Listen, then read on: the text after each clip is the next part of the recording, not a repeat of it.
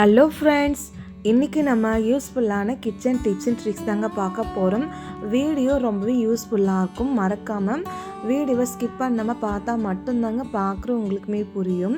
இப்போ நம்ம வீடியோக்குள்ளே என்ன டிப்ஸ்ன்னு சொல்லி போய் பார்க்கலாங்க. ஃபஸ்ட்டு டிப்பு என்னன்னு சொல்லி பார்த்தீங்கன்னா, நான் இன்றைக்கி இஞ்சி எடுத்திருக்கேன். நம்ம வீட்டில் கொஞ்சமாக இஞ்சி வாங்கி வச்சுருந்தாலும் சரி, அதிகமாக இஞ்சி நம்ம வாங்கி வச்சுருந்தாலும் சரிங்க, அதை க்ளீன் பண்ணுறது ரொம்ப கஷ்டமாக இருக்கும். அந்த மாதிரி க்ளீன் பண்ணுறது கஷ்டமாக இல்லாமல் ரொம்ப ஈஸியாக நீங்கள் க்ளீன் பண்ணிக்கலாம். இஞ்சி துண்டுகள் நீங்கள் க்ளீன் பண்ண கத்தியே தேவை கிடையாது. ஃபஸ்ட்டு நீங்கள் எவ்வளோ இஞ்சி வாங்கிட்டு வந்தாலும் தண்ணி ஊற்றி நல்லா வாஷ் பண்ணி எடுத்துக்கோங்க. இஞ்சி நீங்கள் ஊற வைக்க தேவையில்லைங்க. இஞ்சி மட்டும் வாஷ் பண்ணி எடுத்துகிட்டு நான் ஒரு வாட்டர் பாட்டில் கேப் எடுத்துருக்கேங்க. கேப் எடுத்துகிட்டு இஞ்சி மேலே எப்பவும் போல் நீங்கள் தோல் சீவுங்க இல்லையா, அது போல் அழகாக நீங்கள் தேய்ச்சி விடலாங்க. இந்த மாதிரி நீங்கள் தேய்ச்சிடும் போது பார்த்தீங்கன்னா கையெல்லாம் எதுவுமே வலிக்காது. அது மட்டுமே இல்லைங்க, கொஞ்சம் இஞ்சி துண்டுகள் கூட வேஸ்ட்டே போகாது. அந்தளவுக்கு நம்ம ரொம்ப ஈஸியாக இஞ்சி துண்டுகள் க்ளீன் பண்ண முடியும். நான் இப்போ பாருங்கள், ஒரு இஞ்சி துண்டு ஃபுல்லாகவே நான் க்ளீன் பண்ணி காமிச்சிருக்கேன். இதே போல் இன்னொரு இஞ்சி துண்டுகள் நம்ம க்ளீன் பண்ணிக்கலாங்க. இப்படி நம்ம க்ளீன் பண்ணுறதுனால ரொம்ப ஈஸியாக வேலை முடிஞ்சிடும், டைமுமே சேவ் ஆகுங்க. கண்டிப்பாக இந்த டிப்பு உங்களுக்கு ரொம்ப யூஸ்ஃபுல்லாக இருக்கும்.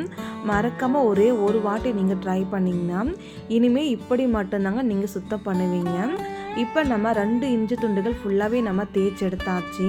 அந்த மூடியை நம்ம சைடில் வச்சுக்கலாம். இஞ்சி துண்டோட தோல் பாருங்கள், அந்த தோல் மட்டும்தாங்க வந்திருக்கு. எக்ஸ்ட்ரா கொஞ்சம் இஞ்சி கூட கீழே விழுகவே கிடையாது.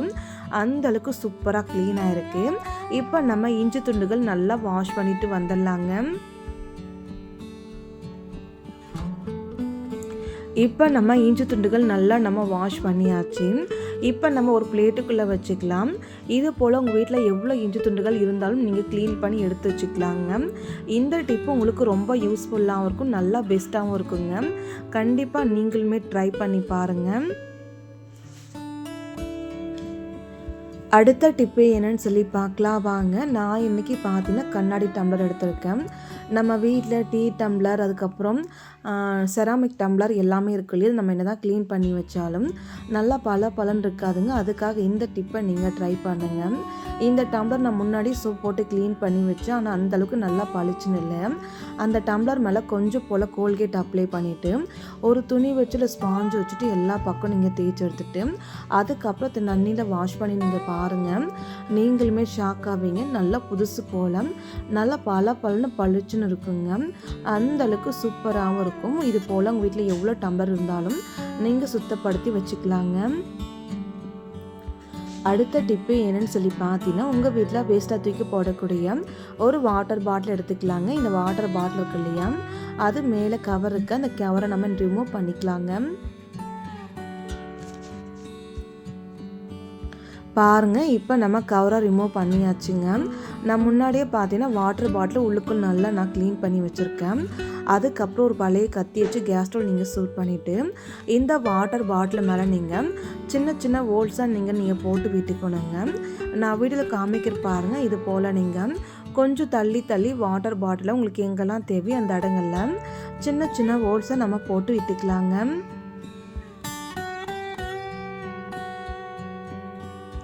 பாருங்கள், நான் சின்ன ஹோல்ஸை நான் போட்டு விட்டுட்டேன்.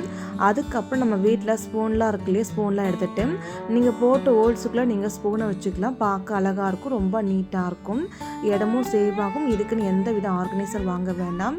கண்டிப்பாக நீங்கள் ட்ரை பண்ணுங்கள். அடுத்த டிப்பு என்னன்னு சொல்லி பார்க்கலாம் வாங்க. நம்ம வீட்டில் எவ்வளோ பூண்டு இருந்தாலும் சரிங்க, கிலோவாக இருந்தாலும் 10 நிமிஷத்தில் ரொம்ப ஈஸியாக நீங்கள் பூண்டை உரிச்சு எடுக்கலாம். அது எப்படின்னு சொல்லி பார்க்கலாம். கை வலி இருக்காது. அது மட்டுமே இல்லாமல் நமக்கு கத்தியுமே தேவையில்லைங்க. ரொம்ப ஈஸியாக சுலபமாக பூண்டை உரிச்சு எடுக்கலாங்க. நான் லைவ்லேயே உங்களுக்கு காமிக்கிறேன் வாங்க எப்படின்னு சொல்லி பார்க்கலாம். ஃபஸ்ட் நான் பார்த்தீங்கன்னா 3/4 கிலோ அளவுக்கு பூண்டு எடுத்திருக்கேன். இந்த பூண்டு எல்லாமே இருக்குல்லையே, நம்ம இந்த பூண்டை வச்சுட்டு ஒவ்வொரு பற்கள் நம்ம தட்டி எடுத்து வச்சுருக்குங்க. நீங்கள் பாருங்கள், உங்ககிட்ட எவ்வளோ பூண்டு கிலோவாக இருந்தாலும் இது போல் பூண்டு பற்கள் நல்லா உடச்சிட்டு இது போல் நீங்கள் பூண்டு பற்கள் தனித்தனியாக உதிரி எடுத்து நீங்கள் வச்சுக்கணுங்க. இந்த பூண்டு பற்கள் நம்ம எப்படி சுத்தம் பண்ணலான்னு சொல்லி பார்க்கலாம். இப்போ நம்ம இந்த பூண்டு பற்கள் தண்ணி எடுத்து வச்சுக்கலாங்க. ஒரு பாத்திரம் எடுத்தோம். பாத்திரத்துக்குள்ளே பார்த்தீங்கன்னா தண்ணி கொஞ்சம் லைட்டாக மட்டும் நீங்கள் சூடு பண்ணிக்கணும். நான் பாருங்கள் ரொம்ப வெதன்னு மட்டும்தாங்க இருக்கணும் பூண்டு பால் ஊற வைக்கிறதுக்கு. ரொம்ப சுடு தண்ணி நீங்கள் வச்சிடக்கூடாது. நான் கை வச்சுட்டு காமிக்கிறேன். தண்ணி ரொம்ப வெதன்னு இருக்கணுங்க. இந்த கப்புக்குள் நான் தண்ணி ஃபுல்லாக ஊற்றிட்டு அதுக்கப்புறம் நம்ம பார்த்திங்கன்னா பூண்டு பற்கள் உரிச்சு இல்லையா, அந்த பூண்டு பற்கள் ஃபுல்லாகவே நம்ம சேர்த்துக்கலாம்.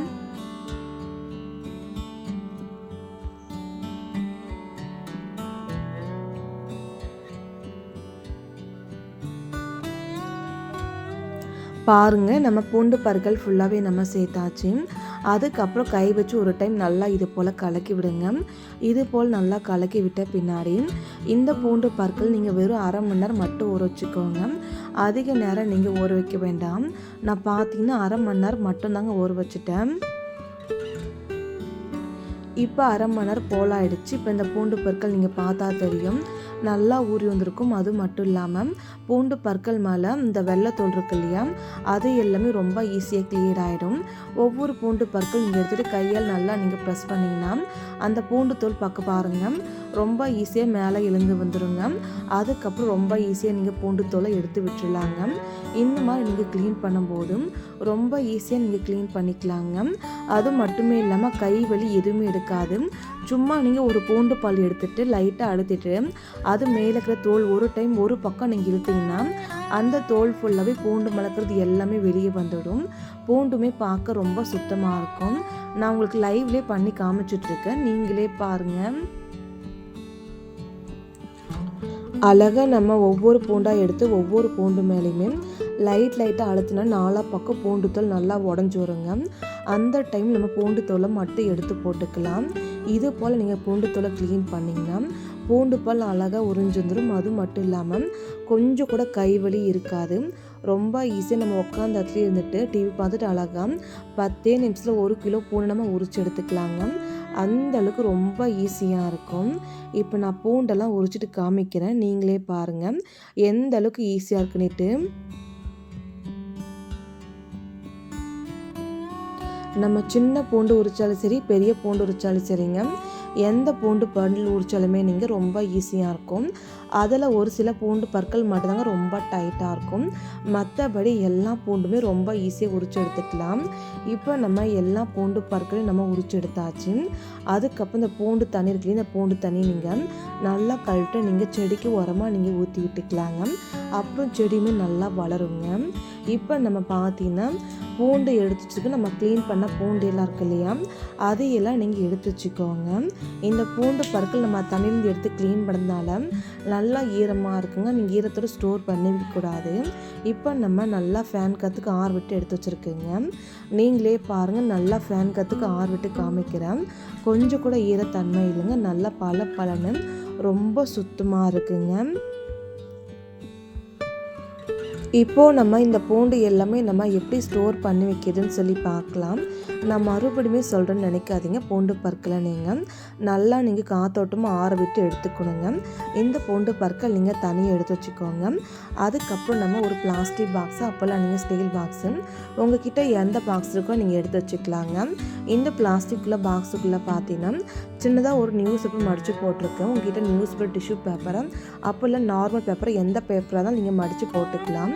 அதுக்கப்புறம் நீங்கள் சுத்தம் பண்ணி வச்ச பூண்டு எல்லாமே இருக்கு இல்லையா, அந்த பூண்டு ஃபுல்லாகவே நம்ம டப்பாக்குள்ளே சேர்த்துக்கலாங்க. டப்பாக்குள்ளே நம்ம பூண்டு சேர்த்து விட்டு நல்லா ஹீனாக நீங்கள் கை வச்சு லைட்டாக நீங்கள் பரப்பி விட்டுக்கோங்க. அதுக்கப்புறம் இந்த பூண்டு பற்கள் அப்படி இருக்கட்டும். இது மேலே நீங்கள் இன்னொரு சின்ன துண்டு போல் பேப்பர் எடுத்துகிட்டு இது மேலே நீங்கள் வச்சு விட்டுருங்க. அதுக்கப்புறம் எப்பவும் போல் மூடி போட்டு நீங்கள் க்ளோஸ் பண்ணிவிட்டு இதை நீங்கள் வெளியிலையும் வச்சுக்கலாம், ஃப்ரிட்ஜில் வச்சுக்கலாங்க. 2 மாதம் ஆனாலும் இந்த பூண்டு பற்கள் ஒன்றுமே ஆகாது, நல்லா ஃப்ரெஷ்ஷாக இருக்கும். நம்ம நிறைய பேர் நினைப்பீங்க தண்ணியில் உரிச்சு செய்கிறதுனால ஏதாச்சும் டேஸ்ட்டு மாறுமானிட்டு. கண்டிப்பாக கிடையாதுங்க. நீங்கள் உரிச்சாலுமே பூண்டு எந்த வித டேஸ்ட்டு நிறைய எதுவுமே மாறாதுங்க, அது அப்படி தாங்க இருக்கும். அதனால் மறக்காமல் நீங்கள் ட்ரை பண்ணுங்கள். நான் கிட்டத்தட்ட பார்த்தீங்கன்னா 3/4 கிலோ பூண்டை உரிக்கிறதுக்கு வெறும் 15 நிமிஷம் மட்டும்தாங்க ஆச்சு. ரொம்ப ஈஸியாக நீங்கள் உரிச்சு எடுத்துக்கலாம், கை வலி எதுவுமே இருக்காதுங்க. அந்தளவுக்கு சூப்பர் ரிசல்ட்டாக இருக்கும். நான் உங்களுக்கு லைவ்லேயே காமிச்சிருக்கேன், நீங்களுமே ட்ரை பண்ணுங்கள். பூண்டு உரிக்க இஞ்சி உரிக்க கத்தியே தேவைப்படாது. அவ்வளோ ஈஸியாக நீங்கள் உரிச்சு எடுக்கலாம். இந்த டிப்பு உங்களுக்கு யூஸ்ஃபுல்லாக இருந்துச்சுன்னா மறக்காமல் சப்ஸ்கிரைப் பண்ணுங்கள், லைக் பண்ணுங்கள், கமெண்ட் பண்ணுங்கள், ஷேர் பண்ணுங்கள். Thank you friends.